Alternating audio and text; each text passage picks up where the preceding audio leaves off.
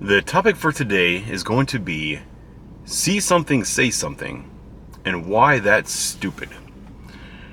The reason this whole see something, say something notion is stupid is because the media, and I use that term loosely because I have some friends in the media that are very lovely people.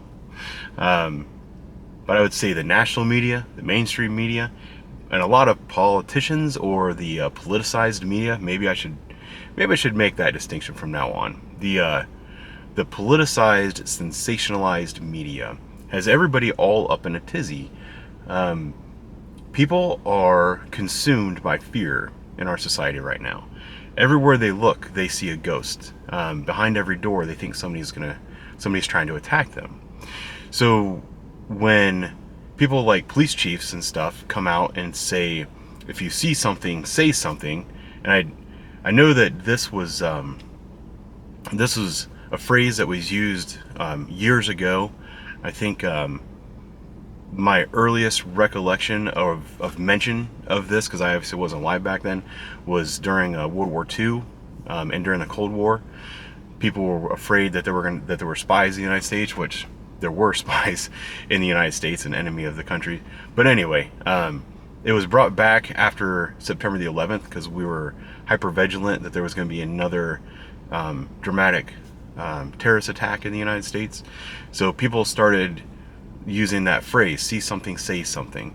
And it kind of went away for a little while, and now that violent crime is spiking across the country, there's this push that if you see something, say something.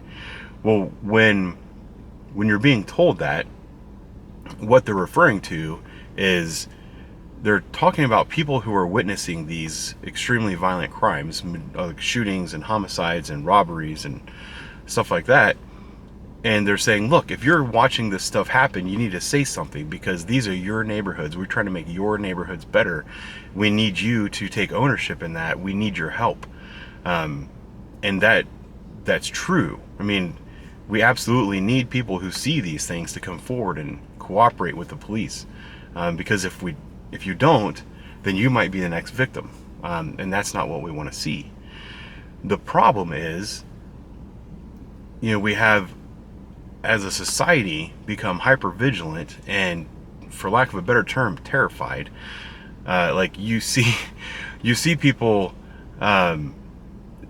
driving in their cars by themselves with their masks on and wearing gloves and all these other things because they're absolutely terrified of this virus that's out there.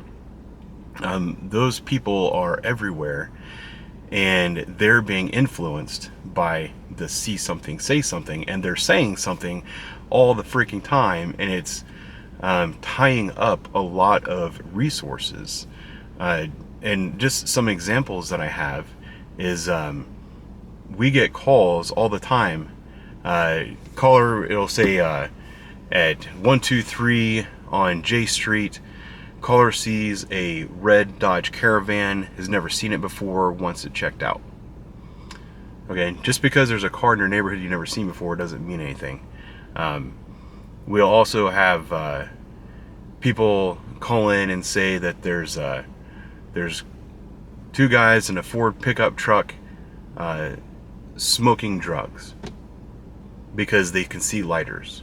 Well, 9 times out of 10, if we get there in time, we pull up and there's someone smoking a cigarette waiting on their friend to come out of the house.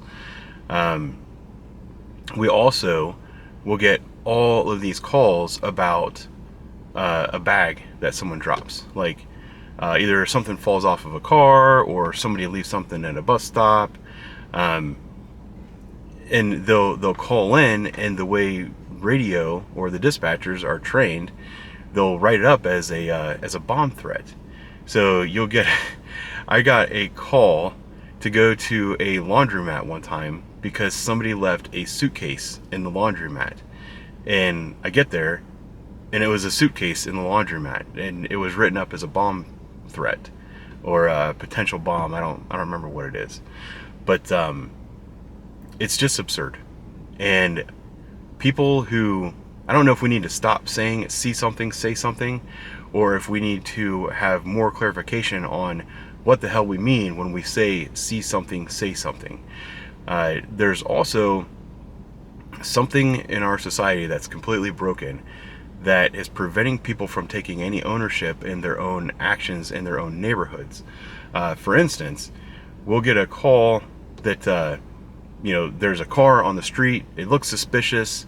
All they know is that it's a dark car. They don't know the license plate. They don't know if anybody's in the car. They don't know how long the car's been there. Freaking walk by the car. Call your neighbor. Get to know your neighbors. If there's a car in front of their house, call them. Hey, do you have some people over? There's a bazillion things that you can do, but what people default to is they just like, oh my God, I don't know what to do. I'm just going to call the police.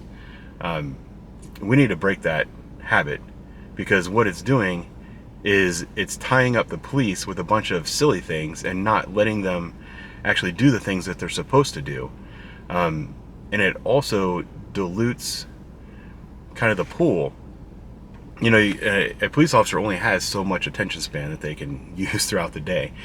And if they're constantly being bombarded with just BS after BS after BS, it's very easy to get lulled into that sense where every single thing that you do is going to be BS. And that's when an officer is going to walk up on something that's not BS and they're not prepared for it. So those are my thoughts on see something, say something. I think it's gotten to a point where it's gone completely stupid, and we need to either stop it, or people need better education as citizens on what it means to see something and say something. So thanks for watching. I'll talk to you guys next time.